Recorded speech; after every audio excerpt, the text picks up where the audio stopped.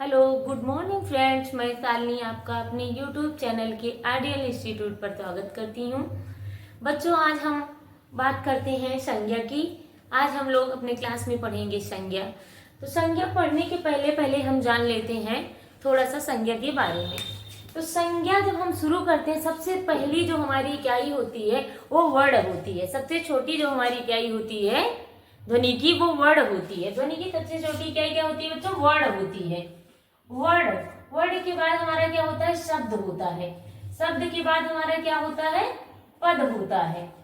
जो वर्ड होते हैं, जो 2 या 3 वर्ड मिलके एक शब्द बनाते हैं, 3 या 4 शब्द मिलके एक पद बनाते हैं। तो हम यहाँ बात करते हैं पद की, कि पद हमारे कितने होते हैं। तो देखते हैं, पद हमारे 2 प्रकार के होते हैं।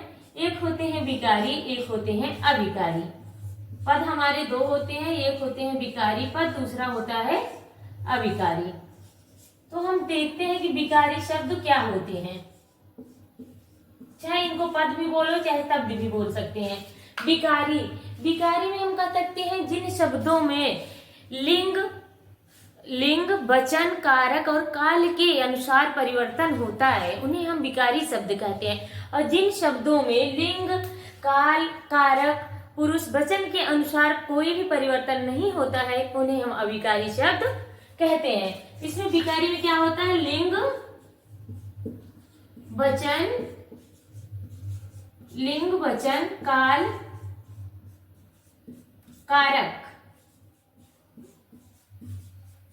कारक के अनुसार परिवर्तन हो जाता है, और अविकारी में परिवर्तन नहीं होता है। तो हम देखते हैं विकारी शब्द हमारे कितने प्रकार के होते हैं। तो विकारी शब्द हमारे 4 प्रकार के होते हैं। देखते हैं कौन कौन से विकारी शब्द हैं। नंबर 1 आपका आ जाएगा विकारी में संज्ञा। नंबर 2 आपका आ जाएगा सर्वनाम। नंबर 3 आपका आ जाएगा क्रिया। नंबर 4 पे आपका आ जाएगा विशेषण। ये तो आपके ऐसे शब्द हैं जिनमें हम परिवर्तन लिंग, वचन, काल और कारक के हिसाब से इन शब्दों में आपके परिवर्तन हो जाते हैं। और जो अविकारी शब्द होते हैं, इसमें हमारा नंबर 1 होता है क्रिया विशेषण। क्रिया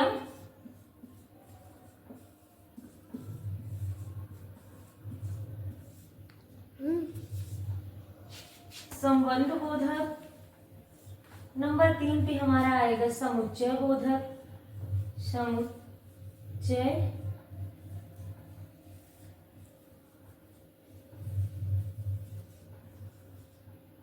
समुच्चय बोधक। नंबर 4 पे हमारा आएगा विस्मयादि बोधक।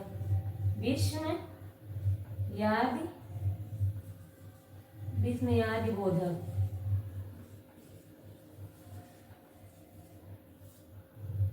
कहीं कहीं बच्चों इसके जो अविकारी शब्द हैं, कहीं कहीं इसके 5 प्रकार भी बताए गए। वो 5वां प्रकार आपका क्या है? निपात। हर जगह तो नहीं, लेकिन कहीं कहीं निपात का भी वर्णन किया गया है। तो अब हम बात करते हैं कि हमारे विकारी और अविकारी शब्दों के प्रकार हो गए। अब हम बात करते हैं संज्ञा की। तो हम आइए जानते हैं संज्ञा क्या होती है, संज्ञा की डिफिनेशन और इसके प्रकार के बारे में बात करते हैं।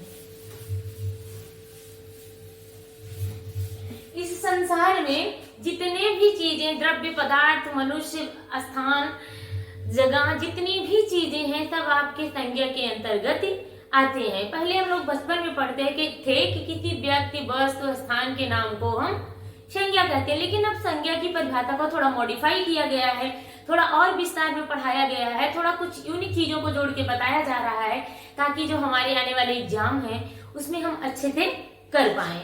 अब किसी व्यक्ति, बस, स्थान के नाम को ही केवल संज्ञा नहीं मान लेते हैं। तो सबसे पहले हम संज्ञा देखते हैं क्या होता है। इसकी डिफिनेशन लेते हैं। किसी वस्तु,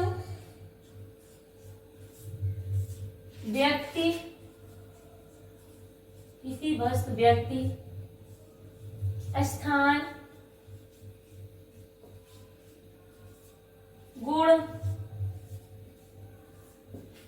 किसी वस्तु, व्यक्ति, स्थान, गुण, भाव,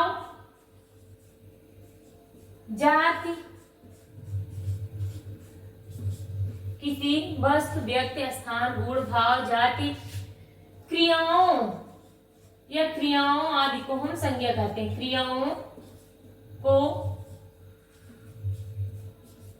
हम संज्ञा कहते हैं।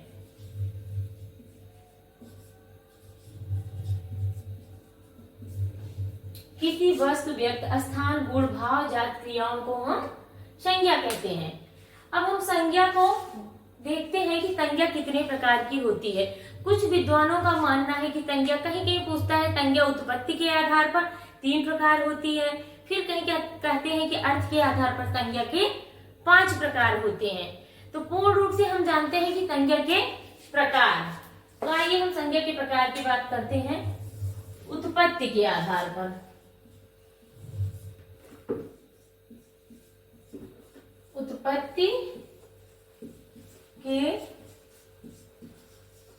आधार पर, उत्पत्ति के आधार पर हमारी संज्ञा 3 है।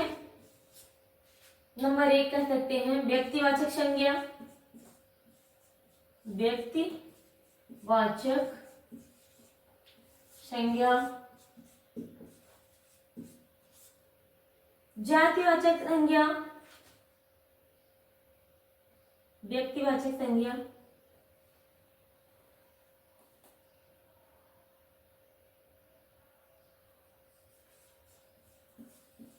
जातिवाचक संज्ञा, व्यक्तिवाचक संज्ञा, जातिवाचक संज्ञा, वस्तुवाचक संज्ञा,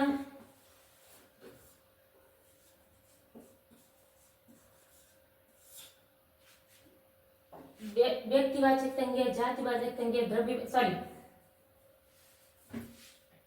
ये 3 हमारी होती व्यक्तिवाचक संज्ञा, जातिवाचक संज्ञा और भाववाचक संज्ञा।